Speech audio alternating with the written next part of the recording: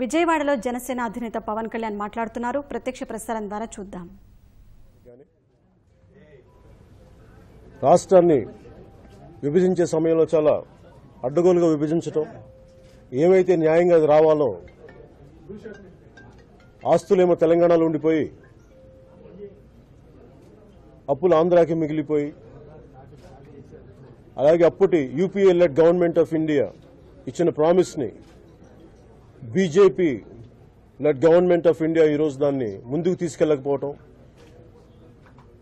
విపరీతమైన నష్టం జరగటం, ఆస్తులు అక్కడ ఉండిపోవటం, అవకాశాలు లేకపోవటం, వీటన్నిటిని దృష్టిలో పెట్టుకుని విభజన హామీలు ఇవ్వలేదని చెప్పి మేము చాలా సంవత్సరాలుగా మొదటి ఒక సంవత్సరం మేము వేచి చూసాం. అక్కడి నుంచి ఎవరు ఇండివిజువల్గా సిపిఎం కానీ, సిపిఐ కానీ, జనసేన కానీ, మిగతా ప్రత్యేక హోదా సాధనా సమితి చలసాని శ్రీనివాస్ గారు కానీ, వాళ్ళ సంఘం కానీ, ప్రతి ఒక్కరు దీన్ని ముందుకు తీసుకెళ్లడం జరిగింది. కానీ రాష్ట్ర ప్రభుత్వమే అటు ప్రతిపక్షం కానీ దీన్ని బలంగా ముందుకు తీసుకెళ్లలేకపోయినాయి. మీ అందరికీ తెలుసు, వాళ్ళకి వ్యక్తిగత కారణాలు ఉన్నాయి, కొన్ని ఒత్తిళ్లు ఉన్నాయి వాళ్ళ మీద. ఆ ఒత్తిళ్లకి లొంగి నిజంగా ప్రజా సమస్యలను పరిష్కరించాల్సింది పోయి ఆ ఒత్తిళ్లకి లొంగిపోయి దాన్ని బలంగా తీసుకెళ్లలేకపోయారు. అలాగే ఎవరు మాట్లాడలేదని చెప్పి పరిస్థితుల్లో నేను తిరుపతిలో మొట్టమొదటిసారి చాలా బలంగా కేంద్ర ప్రభుత్వం మీద, గవర్నమెంట్ ఆఫ్ ఇండియా మీద మాట్లాడాల్సి వచ్చింది. మాట్లాడిన వెంటనే స్పెషల్ ప్యాకేజ్ ఒకటి ఉంటుందని చెప్పి అనౌన్స్ చేశారు. ఆ స్పెషల్ ప్యాకేజ్ చూస్తే అన్ని రాష్ట్రాలకు ఇచ్చేదే, సహజంగా ఇచ్చేదే, మళ్లీ దానికి పేరు మార్చి ఏదో తూతూ మంత్రంగా ఏదో కొన్ని వేల కోట్లు మేము రిలీజ్ చేశామని చెప్పారు. ఆ రోజున అవి మళ్లీ సరిగ్గా లేదని చెప్పి వాటిని పాచిపోయిన లడ్డూలతో కంపేర్ చేస్తే ఆ రోజున తెలుగుదేశం ప్రభుత్వం, ముఖ్యమంత్రి గారు చాలా విలువైన లడ్డూలు అవి, వాటి వల్ల చాలా లాభం జరుగుద్దని చెప్పి ముందుకు తీసుకెళ్లిపోయి మళ్లీ ఇన్ని సంవత్సరాల్లో ఆలస్యం జరిగి చాలా ఆలస్యంగా, అంటే మేము ముఖ్యమంత్రి గారిని మేము ఎందుకు సపోర్ట్ చేశాను నేను జనసేన పార్టీ నుంచి అంటే, ఒక 4 దశాబ్దాలు అపారమైన అనుభవం ఉన్న వ్యక్తి ఆంధ్రప్రదేశ్ కొత్త రాష్ట్రానికి వారి అనుభవం కావాలని చెప్పినప్పుడు, ఆ అనుభవం సత్ఫలితాలు ఇవ్వలేనప్పుడు ఖచ్చితంగా ప్రజా ఉద్యమాలు అవసరం అవుతుంది.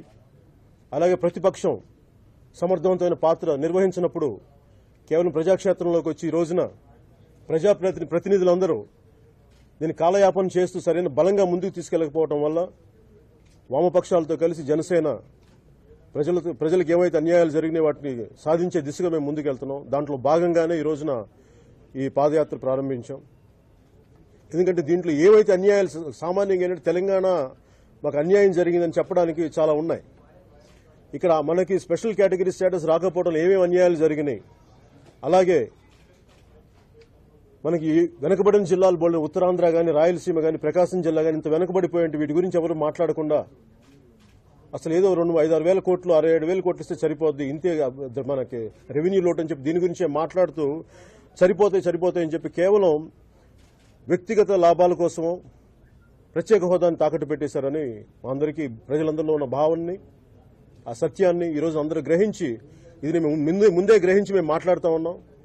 అది ప్రజలకు ముందుకు తీసుకెళ్లే లోపే చాలా వైరుధ్యమైన ప్రకటనలు ఇచ్చి అవసరం లేదు స్పెషల్ ప్యాకేజీ మంచిది, అదే మన ప్రత్యేక హోదా సంజీవిని కాదన్న ప్రతి ఒక్కరు కూడా ఈ రోజున మళ్లీ ప్రత్యేక హోదాని మాట్లాడుతున్నారు.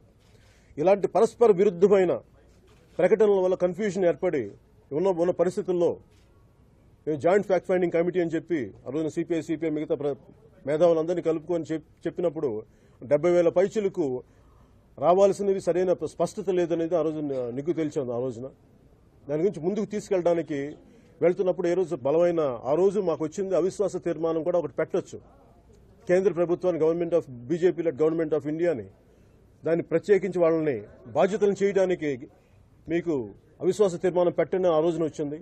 దాని నుంచి ఈ రోజున తెలిసి ఏ స్థాయికి వెళ్ళింది. ఈ రోజున ఇన్ని రోజులు పార్లమెంట్ స్తంభించిపోవడానికి ఒక ముఖ్య కారణమైంది, అది జేఎఫ్సీ నుంచి స్టార్ట్ అయింది.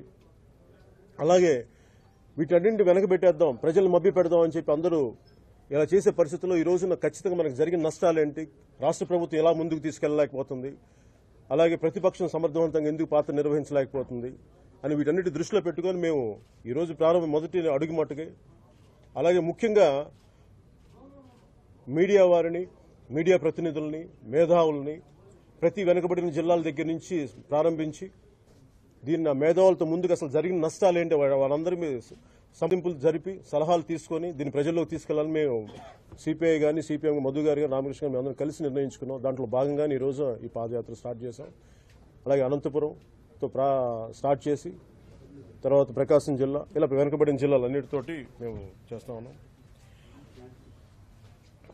అలాగే ముందు ముందు మాకు జరగబోయేది ఏంటంటే ఈ నష్టానికి ఒక తరం చేసిన తప్పులకి, ఒక తరం నాయకులు చేసిన తప్పులకి ఇప్పుడు వస్తున్న తరం నష్టాలు అనుభవిస్తున్నాయి. ముందు ముందు ఇలాంటి తప్పులు జరగకుండా నిలువరించాల్సిన పరిస్థితి కోసం జనసేన కానీ మేమందరం చాలా బలంగా నిశ్చయంతో ఉన్నాం. దీన్ని ముందుకు తీసుకెళ్లాలనుకుంటూ అలాగే ముఖ్యమంత్రి గారు మళ్ళీ ఈరోజు నిన్న నాకు పార్టీగా లెటర్ అందింది.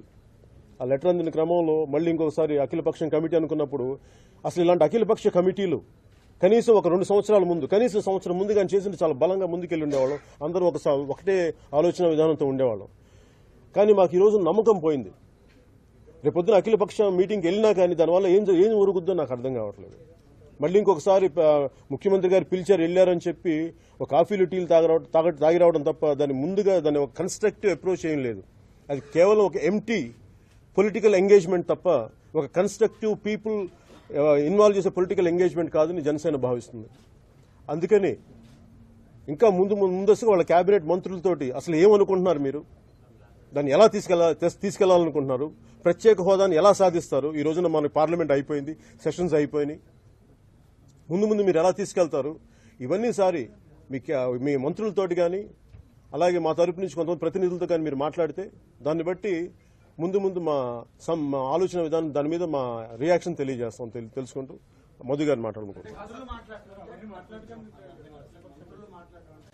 అంటే అసలు ముందు అలా కాదు. ఇది మేము వెళ్ళి ముఖ్యమంత్రి గారిని కలవడం కంటే కూడా అసలు వారి మంత్రుల ద్వారా మిగతా పార్టీల ప్రతినిధులకి కలిసి అసలు ఎలా తీసుకెళ్దాం అనుకున్నారు. ముందు మీరు వెళ్ళి కూర్చొని దాని ముందు పర్పస్ ఏం కనిపించట్లేదు. కాదు అసలు ముఖ్యమంత్రి గారి మనసులో ఏముందో ఫస్ట్ ఆయన కేబినెట్ ద్వారా తెలియజేసి అలాగే ఉన్న పార్టీల ప్రతినిధులకి అలాగే పనిచేస్తున్న సంఘాలన్నిటికీ తెలియజేస్తే మా అందరికీ ఆమోదయోగ్యంగా దాంట్లో చిత్తశుద్ది ఉంది అంటే ఖచ్చితంగా అప్పుడు కలవడానికి ఒక పరిస్థితి ఉంది.